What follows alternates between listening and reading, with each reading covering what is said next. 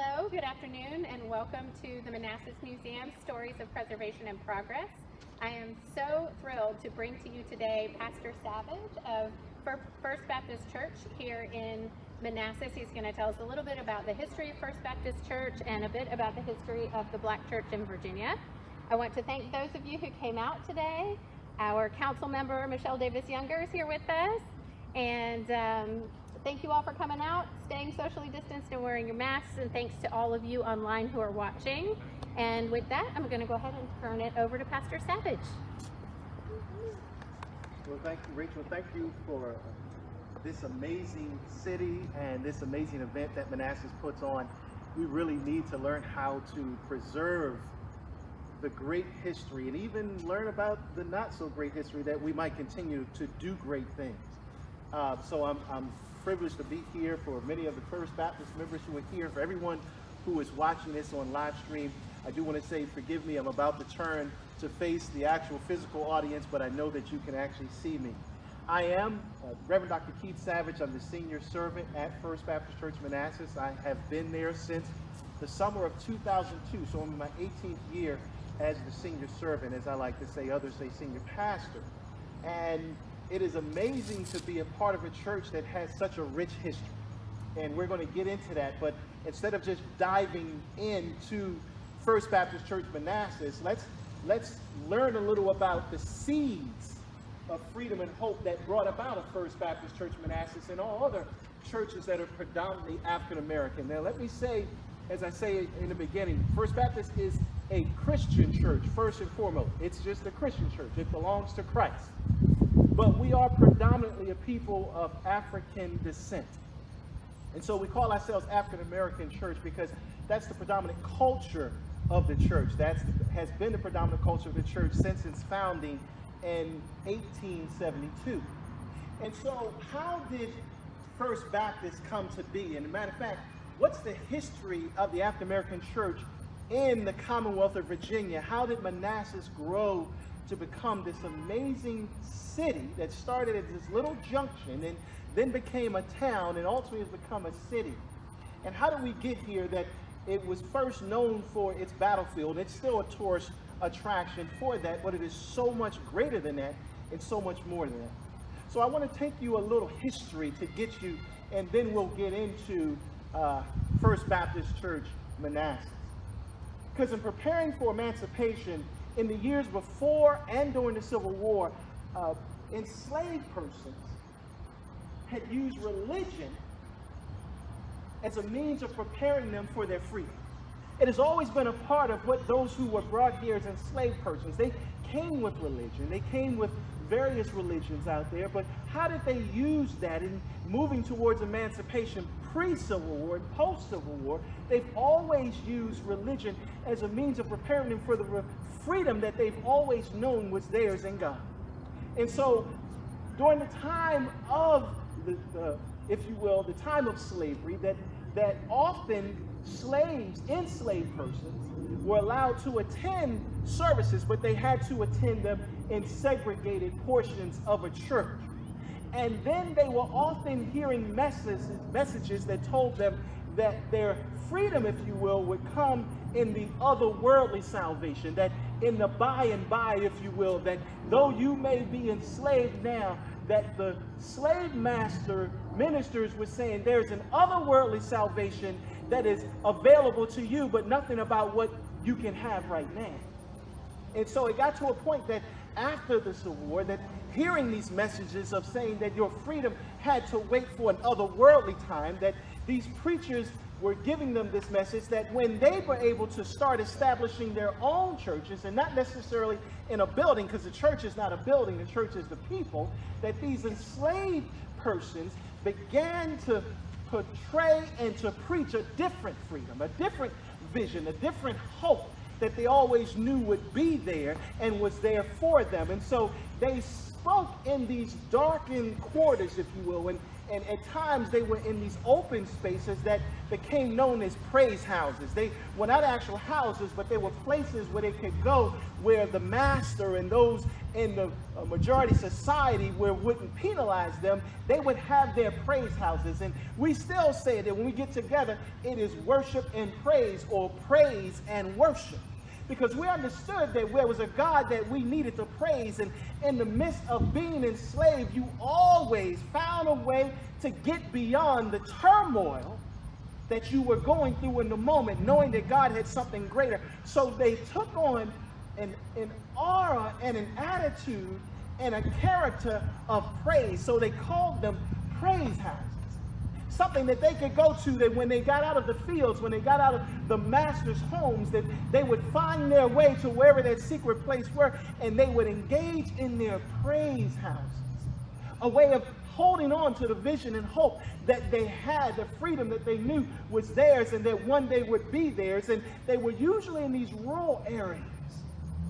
And in the formal settings where they did eventually have churches, just a little bit, learning about Petersburg, First Baptist Church, one of the earliest churches, African churches in America, and also Richmond's first African Baptist Church, one of the first here also in the Virginia area. They taught Black Americans how to use genuine professions of faith in Christian salvation, but to camouflage expressions of an imminent political freedom in the midst of their praise.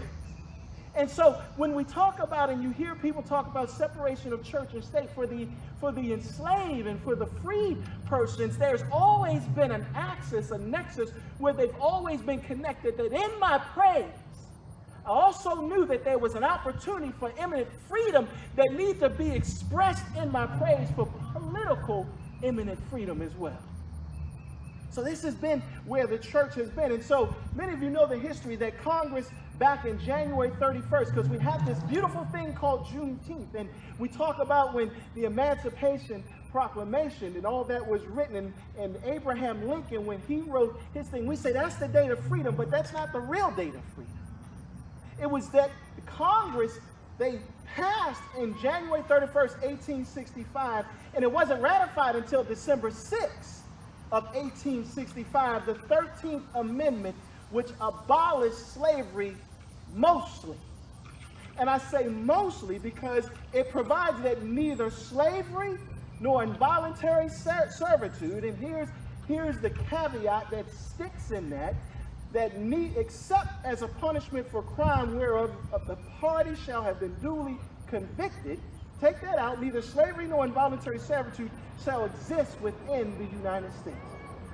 So it wasn't until it was actually ratified on December 6, 1865, that those who were formerly enslaved truly received their freedom. And so I encourage people that in December, and if you want to use December 6th, that's the date of celebration. That's the date where we were officially, those who were former enslaved persons officially were no longer considered enslaved in the United States of America.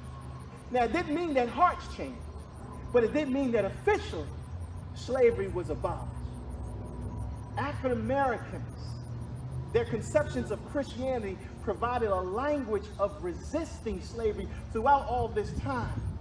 In addition to seeing themselves as Israelites and Hebrews who escaped Egypt like they had done with Moses, they also saw themselves in the book of Revelation, in their Christian book, the very final book, the book of Revelation, as narrating the apocalyptic end of one world and the inauguration of a new, more just world. That brought hope to people who always held on to it but was wondering when it would come. And so African Americans discovered the blend of political and spiritual symbols. We have always used both in our praise and in our advancement and our activism that we use. And so there was a combination of the spiritual and the political symbols. So for instance, you hear about Lincoln, you hear about Moses, and you hear about Jesus, and celebrating the abolition of slavery and as a day of jubilee, and a Hebrew concept that's coupled with freedom, with fulfillment of biblical prophecy.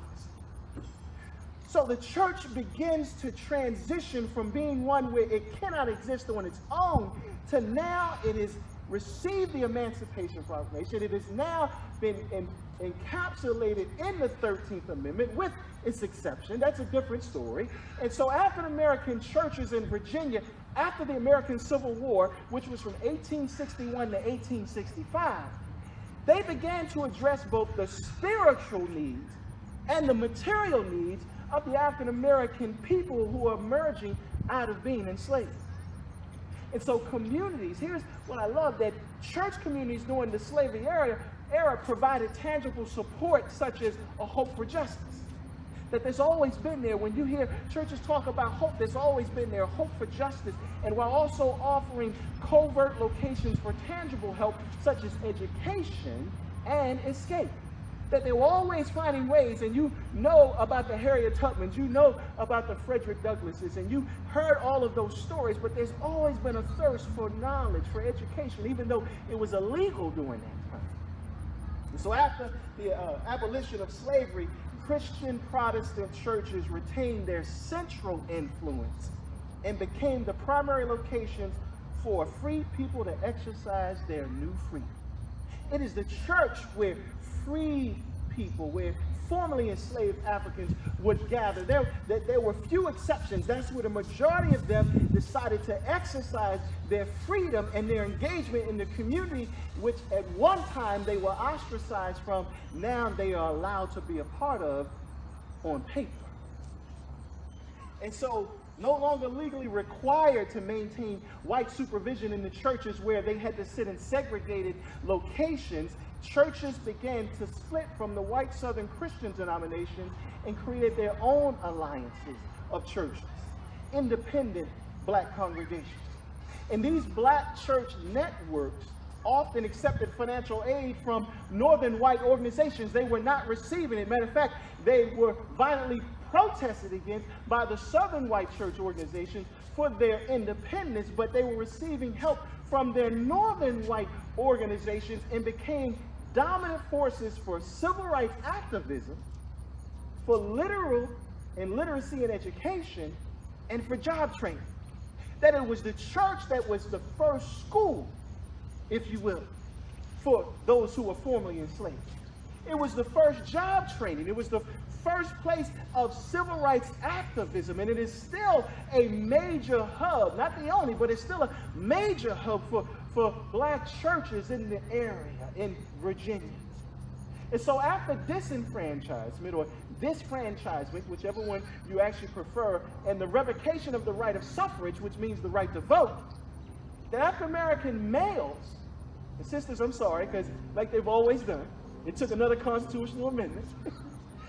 But the African American males voted in Virginia for the first time in October 1867, during the time of what we better know as Reconstruction, which only lasted from 1865 to 1877. And it was only in Virginia when the military governor, John Schofield, ordered a referendum on whether to hold a convention to write a new state constitution for Virginia and to elect delegates to serve in the convention. But a majority of white Virginians disapproved of the 15th Amendment to the U.S. Constitution that was ratified in 1870 that prohibited states from denying the vote to any man because of race, color, or previous condition of servitude. And it wasn't until the elimination or the abolition of the poll tax in the 1960s and the adoption of the Federal Voting Rights Act of 1965 that black men and women registered and voted in appreciable numbers in Virginia, outside of a few urban precincts like Richmond. And so, in this new freedom, churches that began as praise houses now are able to legally establish themselves. And in that comes a new generation of more educated, more confident African American free people who were coming of age. And Reconstruction policies, unfortunately, now have lost their government enforcement. because in states like Virginia, it took the government to enforce the freedoms that formerly enslaved persons had received, and many of the political gains that were achieved during the Reconstruction, 1865 to 1877, were now being overturned by the Virginia Constitutional Convention of 1901 and 1902, but black churches remained the dominant organizing force for African Americans even up to now. So let's go back just a little bit before we get there. Because alienated from all other institutions while enslaved, newly freed African Americans quickly formed Christian churches or joined long-established ones. And making full use of now educated clergy, they found churches to be the ideal locations to advance their civil rights and create alliances with like-minded secular groups. Here's what we did. About 80% of formerly enslaved African Americans belonged to a church in post-Civil War Virginia. 80% of them. And 80% of that 80% identified themselves as Baptists. That's why most people assume that most African Americans are Baptists in Virginia just because of its history, but they were not the only ones. There were not a significant number of African American non-Christian in the sense of regular identity with their Hebrew heritage in Jewish synagogues or Muslim mosques, but these Christian churches quickly became sites of protests against racist Virginia policies, including reluctance to extend the franchise to blacks after the state rejoined the Union. Even after Virginia rejoined the Union, they were reluctant to give them the rights that they already had earned under the Constitution. For example, several Christian ministers organized, and this is information that I did not know until doing this research, that several Christian ministers in Virginia organized the Convention of the Colored People of Virginia in Alexandria in August 1865, even before it was ratified. In August 1865, several Christian ministers organized the Convention of the Colored People of Virginia in Alexandria, Virginia, drawing delegates from 22 mostly urban districts throughout Virginia. And in speech after speech, these leaders demanded equal rights with white citizens, including the right to vote. And they cited devotion to the nation's most fundamental principles of freedom and equality and equity. Since the American Revolution, which was 1775 to 1783, blacks have taken up arms again and again to defend or extend those very principles and ideas, because they believe their service during the Civil War made them, and this is what I read, that made them and not their white secessionists the most loyal citizens of the South, because they have put their bodies on the line time and time for freedom that they believed in, a hope and vision they had. And so they argued during that convention that their service gave them the right to be called the most loyal citizens of the South. But their argument above all was spiritual. Remember, it's always grounded in the church. It was spiritual, suggesting that freedom and equity wasn't just a civic thing, but it was in Scripture. It was God's will. And so justice required further and continued intervention by the federal authority, but many white people in the state despised the blacks simply because they were black. This is Virginia. You got to remember, during the Civil War and just after the Civil War, especially because their freedom in America came by the power of the U.S. government. Remember, they had fought against, the Confederacy had fought against the U.S. government. And so they had animosity about these new freed, formerly enslaved citizens. Many whites didn't want to accord freed persons the protection which all freed men and women must contend for, since they are worthy of freedom. For one said this: freedom is the intention and the will of God. That in the establishment of the African American church, in language taken directly from the Bible, a contention delegate noted how black Virginians had, quote, prayed for this day when they can breathe the free air of an American citizen and worship the God of our fathers under our own vine and fig tree, close quote. So many black churches began during this time period. But Virginia law required the black church to retain white leadership. During and after the Civil War, Northern missionaries began to pour into the South, expecting to proselytize these freed former enslaved persons, African Americans, but instead, when they came down, they didn't find former enslaved persons who did not know God. They found, though they came down to proselytize, they found formerly enslaved persons who were ready to establish their own church congregations. And they weren't disappointed. They were surprised, they were amazed, but they also were ecstatic. Because they knew that in the midst of that, and coming to a place where they knew what they had been through and what they had gone through, they were all ready to establish the churches that they believed God's will was for the freedom they would have to not only seek their freedom, but also their freedom to express their praise to God. And so the African Methodist Episcopal Church, the AME Church, and the African Methodist Episcopal Zion, AME Z Church, missionaries competed for new black believers with each other, and from the Northern white missionaries from the American Baptist Home Society, Mission Home Society. Remember that American Baptist Home Mission Society, that's important when it comes to First Baptist. They all enjoyed some measure of success in mission work. And regardless of the denomination, most missionaries also offered vast resources to these newly formed black churches, if you will, African American churches and congregations, because they left slavery with not much. They were impoverished from money to property. And so these organizations helped them with the purchase of property, the purchase of hymnals and Sunday school literature. And most white Southern Methodists and Southern Baptists resented the Northern missionaries' influence over these free people. So as a result, black churches' political activism within Northern connections made members targets for violence. Beaten and murdered missionaries and freed people along with burned churches testified to the intensity of their anger. In the midst of that, God had planted a seed in this junction called Manassas, Virginia.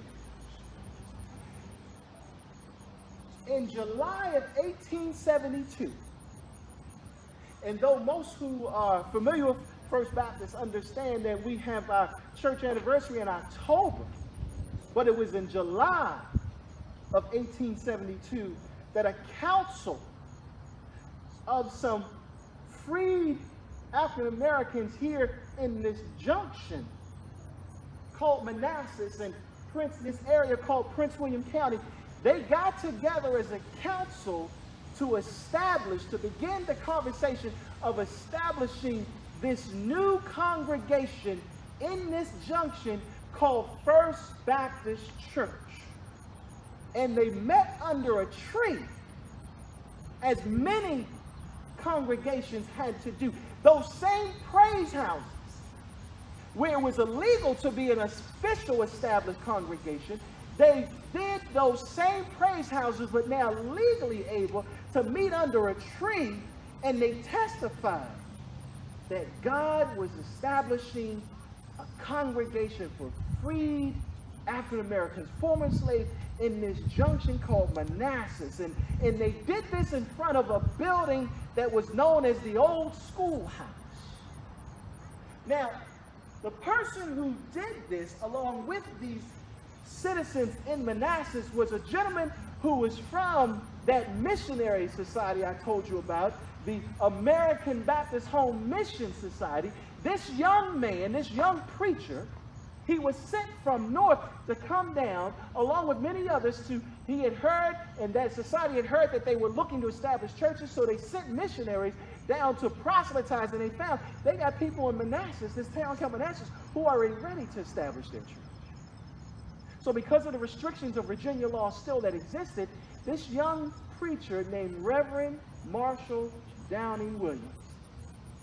He was sent by the American Baptist Home Missionary Society to preach the gospel and preside over that council meeting. At a time when this Manassas Junction was most known for just being a battlefield, God was starting to sprout that seed for a people who had always knew that freedom would be theirs. And Reverend Williams is quoted as of saying at one time that he observed when he came down here, he observed this little community where their chief Sunday afternoon entertainment was horseshoe pitching. Some of us still like horseshoe pitching. I'm not very good at it, but it's still enjoyable. But he saw that on Sunday that there was this community that when it came to Sunday, there was very few who engaged in praise houses and more who engaged in horseshoe pitching. So he preached his first sermon, and God sent him along with several others in the person of Sister Dorinda Miles, her foster daughter Lydia, William Jackson, Jared Naylor Sr., Frank Gaskins, and others who were not listed. And these saints met in a council and decided to form First Baptist Church, Manassas. But before the first church was erected, services were held in a small frame schoolhouse. I told you the old schoolhouse located on Liberty Street, right over here, and it's most known as the Brown School. And the first service as an organized body was held on the second Sunday of October 1872, but their first official meeting was in July of 1872. And by in that time, they were meeting that they might praise God, that they might be a unified people who could congregate together to worship the Lord in spirit and in truth, to continue to support one another, to continue the cause of expanding their civic freedoms and the freedoms that they had, but knowing they still needed the camaraderie and the community of one another in a state that was yet still pushing back on that freedom. And so, as they continued to grow in 1879, the first church building was built on the south side of Center Street, between West and Grant Avenue, on land that was donated by Mr. Isaac Baldwin at a whopping cost, at that time it was, now we would be like, are you serious, of $700. And so that they built that church on the north side of Center Street, the land that Mr. Baldwin had given, and it was dedicated on July 29th, 1905, and here's the blessing. That building still stands. The historic building is the building that was built in 1905. And on the 100th anniversary, as First Baptist became engaged in not only their community, but and let me back up a little. So that's in August of 1872. And it wasn't until 1873 that that junction officially incorporated themselves as the town of Manassas. And so First Baptist Church is actually older than Manassas is. It was a junction, and it didn't officially become known as a town of Manassas until 1873. So a year before it became known as Manassas, as an official demographic town, First Baptist Church had been in existence. And its members got to work engaging in the community of that place called Manassas French Prison. As much as they were able, those who were educated, those who learned skills, those who were able to be engaged in the civics with the least in their community, and as they're able, they began to impact the community in which they built. Why? Because they understood that faith, their spirituality, and their civic engagement was one and the same. In other words, it was God's will that not only they be free, that they would worship, they would praise, they would spread the gospel, but they would make sure that freedom would be available to others just like it was available to them. And so they would continue to be trendsetters as the first black, if you will, or African-American church established in Manassas, in this area in general. And so as they continue to make contributions to various individuals. Reverend Marshall Downing Williams officially served for nearly 50 years. And he was the, if you will, I don't use founding because Jesus is the founding of the church, but he was the first pastor that he continued to make inroads of growing that church, growing that congregation, baptizing, spreading the gospel, growing and more people coming. And so by the time we get to the 100th anniversary of First Baptist Church on August 23rd, 1872, the town of Manassas provided a commendation because of all the work that First Baptist had been doing in the town of Manassas, because it still was not yet a city, as a town of Manassas, and it said this in part, and I'm so glad Councilwoman Michelle Davis Younger is here, who's also running for mayor, that it says, whereas this church, speaking of First Baptist Church Manassas, whereas this church and the members of this church have been of great importance and have had profound influence on the town of Manassas, and whereas this church has been a leader within our community for many years and has demonstrated the desire for closer relations in all community endeavors. And it goes on with other things, but that's the important part, that even the town of Manassas recognized and understood the importance that the members of First Baptist Church have done to expand and progress this city that we now know as Manassas. But even when it was a town, that they had a proclamation to acknowledge the important effects and effects that First Baptist Manassas has continued to have. And so the last three segregated schools in Prince William County were Antioch McCray, Washington Reed, and Jenny Dean. White students weren't allowed to enroll in those schools until 1966 because they were segregated. But in 1966, there was a group known as the Courageous Four. They were Miss Zella Brown, Maxine Coleman, Fannie Fitzgerald, and Mary G. Porter. These were four African-American teachers, two of which were members of First Baptist Church. And I think I heard at one time, Miss Fitzgerald at one time was a member of First Baptist Church. So three of the four came out of, their roots were in First Baptist Church of Manassas, that during segregation, even though Brown versus Board of Education happened in 1954, Virginia was staunchly against that for over a decade later, that in 1966, Prince William County took these four ladies, three of which were birthed out of First Baptist, and said, literally didn't give them any room, and said, listen, tomorrow I need you to report to this school. And they were like, but that's a white school.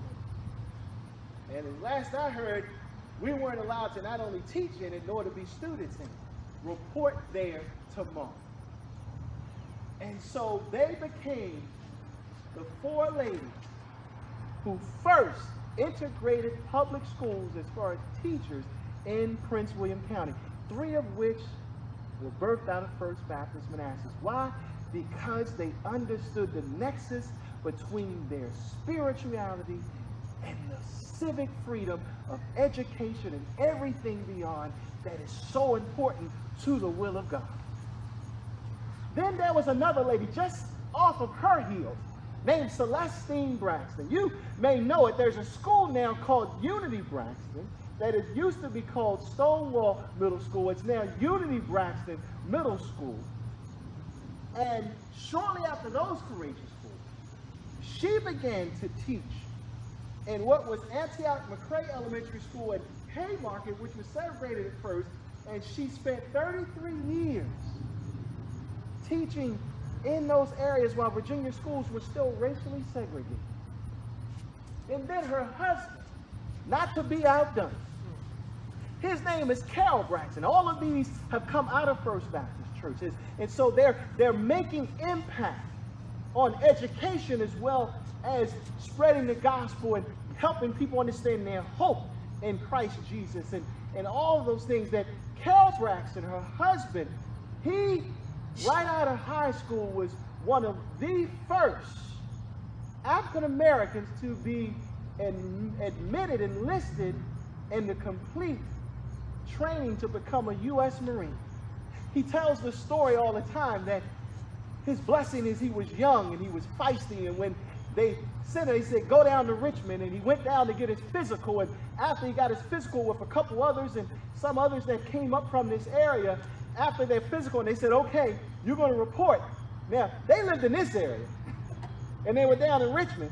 They didn't have a car, and they said, now that you passed the physical, and they're like, okay, how are we going to get back home? They said, that's your problem. But he became gunnery sergeant, master gunnery sergeant, Carol Braxton, in the U.S. Marines, and he became a gold medal recipient, congressional gold medal recipient, as being one of the first, what they call the Montford Point Marines, because in Camp Lejeune, they had a segregated part for the blacks inside of Camp Lejeune that was called Montford Point. And that's where they had to do their basic training in what he would call hell. But he brought that back. His brother also became one of them, and many others, and they brought that back to this area as they continue to serve their nation, not just in education, also in defending the rights and freedoms that we have written in our Constitution, that he became one of the first in the nation. And why? Because his seed came out of First Baptist Church, Manassas.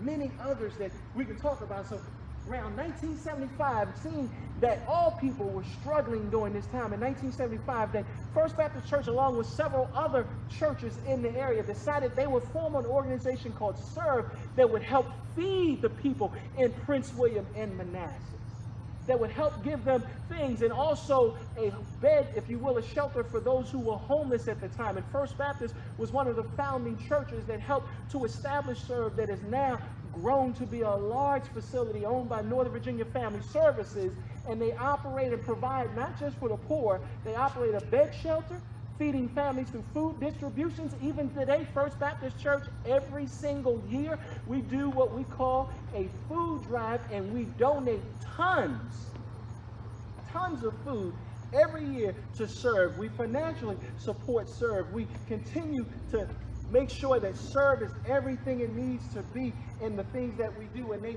have transitional housing, giving emergency assistance for families in need. SERVE seeks to eliminate poverty and homelessness, serving Prince William County, the city of Manassas, and Manassas Park. Why? Because its genesis was in the churches who understood that the nexus between worship and praise and freedom always cares for its neighbor. First Baptist is a part of that. And even today, First Baptist has, as the executive director of a new organization called Manassas Hunger and Homeless Outreach, one of my pastoral staff, Reverend Darrell Bergen, is the executive director, which was established in 2015 by Richard Godekite, and it has community volunteers and partners that provide weekly delivery of meals and bring the good news of the gospel to those who are homeless. Why? Because God loves all of God's creation. Also out of First Baptist came something that if there's going to be birth, there's going to be death. And there was this young couple that had moved to this area, last name Ames, Bernard and Helen Ames. Mr. Bernard Ames had worked for the Postal Service, but God had placed on his heart then when he realized there was no funeral home to service the African American community in this area. And so he opened Ames Funeral Home, a member of First Baptist Church that's still in 1959 is still going strong, serving the entire Northern Virginia community, now run by the son, Malcolm. And then businesses began to thrive out of First Baptist Church. And there was a gentleman who many of you may remember, George Roy, and he was the one place where you would get your cleaners. He opened the cleaners here in Manassas that you might get your cleaning done, because remember, though Manassas was better than most places in Virginia, it still had its challenges. And there were places that African Americans could not be serviced. So Mr. George Roy opened his cleaners that lasted until shortly, just a year or so after he passed, that it closed. But it was an establishment that people always knew was there near the train station. When I first moved here, first thing I always took our clothes to Roy Cleveland.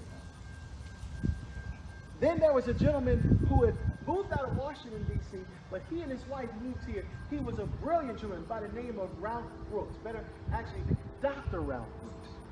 This man was so brilliant that he actually owned multiple patents that are still in his name, that have been used by NASA and still being used by NASA for some of the things they do. That these were inventions made by Dr. Ralph Brooks, who was a member of First Baptist Church.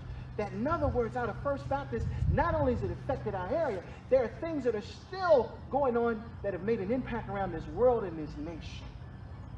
And there was this one young lady who moved from North Carolina and moved up here because IBM had decided to establish a foothold in here to bring and actually help bring about the middle class in this area. And this lady, she came up as a nurse out of North Carolina. She had owned a home there, but she came to work for IBM, and there was this community that is still here called Georgetown South.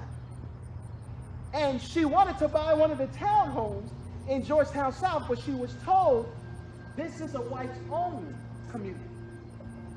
Her name is Manassas Banks. She's gone on to be with the Lord, but she then went back to work, and she was downcast, and she told her manager, and the manager said, "What's wrong?" And she said, "I tried to go buy a home in this beautiful community called Georgetown South, and I was told that blacks can't live here." So her manager told their manager. And their manager told the head vice president of IBM in this area. And the head vice president went to Manassas City Council and told them, if you don't desegregate, we are leaving this area. And she became the first African American to be able to buy and own a home in Georgetown South. Where did she come out of? Where did she get that feistiness? Where did she understand that freedom came from? First Baptist Manassas.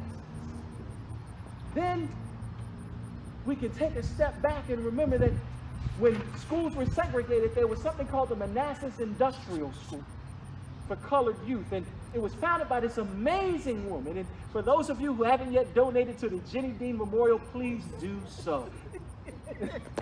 Please make sure you donate. First Lady and I have, First Baptist Church has, Councilman Michelle Davis Younger, many people, many in First Baptist and others out. It is amazing. Why? Because this woman has made history. She almost on her own opened up the Manassas Industrial School for colored youth.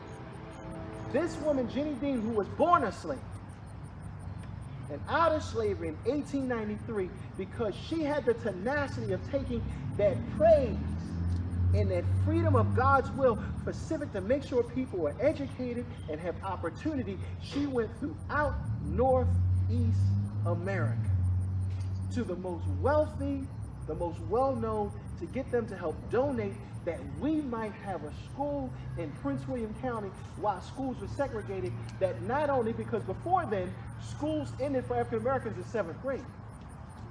And so with the Jenny Dean Industrial School, they were able to go all the way through high school and learn trade skills and home economic skills and all the other educational pursuits that we can have. And so her, along with other citizens, found a place that blacks would complete secondary education. And many in First Baptist were part of that founding. That in the establishment of education from first through secondary school, many of those were members of First Baptist Manassas. One-room schoolhouses and larger consolidated schools for blacks that were traditionally offered to 7th grade now could go beyond. Even today, First Baptist continues to show its footprint, because at First Baptist we have a vision talking about faith forward. Because of 2020 and all that's going on, there is a, if you will, reorientation of understanding. And so there's a faith forward focus that we have to do. And even today we've been doing that because First Baptist is one of the establishing churches that established this social justice organization called Virginians Organized for Interfaith Community Engagement, also known as VOICE. Established back in October 2008, it was through First Baptist Church and many others in Northern Virginia that we were able, through the housing crisis, to make sure that the banks that helped create the crisis would help create the solution and get people to stay in their homes safely. And so as we talk about others that we move, and this one, I know this person's going to like it, as we move into the political realm, that First Baptist began to make sure that it showed its chops, if you will, and span its footprint of not just being engaged in the civic realm or political world, but to make sure that they either had a seat at the table or set the menu that's on the table. And this amazing young woman named Michelle Davis Younger, she decided she would run for the Manassas City Council, and she won. Where did she come? Where is she? First Baptist Manassas. And even today, she's now running for the mayor of Manassas. We have others who are serving in politics and civic engagement. Why? Because First Baptist never forgot its roots. That in the midst of praise houses, God always had the access to make sure that his will not only is in a relationship with God through Christ Jesus, but people have hope, activism, and a footprint in every aspect of society that can affect the growth and progress of this beautiful, powerful, progressive city now called Manassas. And that is what we have done. Even this woman named Gloria Bandy, who was the first African American general registrar in Northern Virginia, she became that for Manassas Park. So that's the history and the footprint of African American churches in Virginia, which planted the seed for First Baptist Church, which in October will celebrate its 148th first service, but in July celebrate its 148th vision for the establishment of First Baptist. Thank you very much.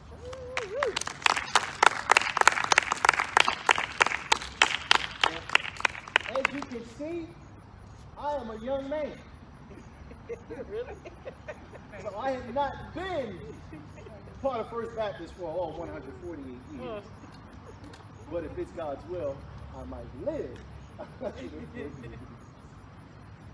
But there are many people who could stand here and tell you so many more of the nuances, who are members of First Baptist Church, who can tell you some of the amazing stories. I've talked with many of them who lived it. Lawrence Buchanan and Anna Buchanan, who lived just a stone's throw from where I'm standing right now, who lived that legacy. Henry and Josephine Stewart, and many others who have helped to grow Manassas to be as progressive, as faith forward, as focus forward as it is today.